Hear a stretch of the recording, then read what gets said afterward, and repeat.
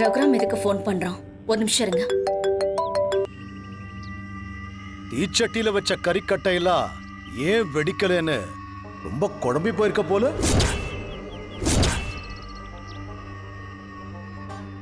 என்ன நடந்ததுன்னு உனக்கு தெரியாதுல்ல? இப்ப நான் சொல்றத நல்லா கேட்டுக்கோ.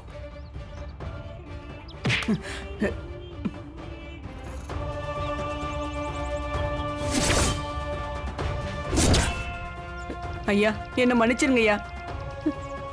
மன்னிச்சிருங்க ஐயா. என்னத்தை கொண்டு வந்து வைக்கிற? கறி கட்டங்க ஐயா. இதை யார் உன்கிட்ட கொடுத்து இதுல வைக்க சொன்னது?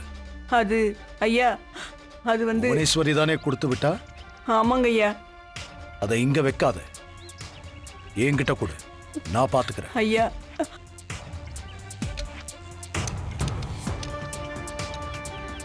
இங்க பாரு, நீ எங்கேயும் போகக்கூடாது, இங்கேயே சைலண்டா இருக்கணும்.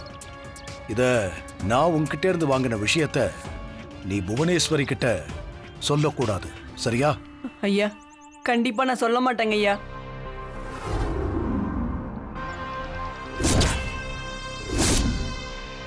நீ அந்த பொம்பளை கிட்ட கொடுத்த கறிக்கட்டையெல்லாம் நான் வாங்கிட்டேன். அத நான் வச்சுக்கிட்டு என்ன பண்ண போறேன்?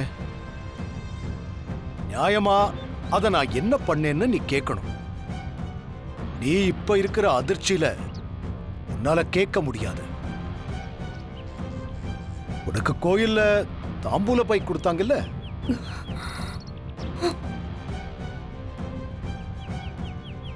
ஆமா, அதுக்கு இப்ப என்ன?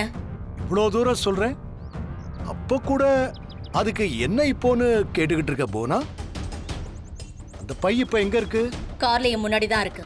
நீ இன்னும் 10 செகண்டுக்குள்ள கார்ல இருந்து வெளியே வரலனா காரோடைய வெடிச்சு செதறிடுவேன். அண்ணே, தாம்பள பையில பாம்பு இருக்குண்ணே, இறங்குங்கண்ணே. ஐயோ,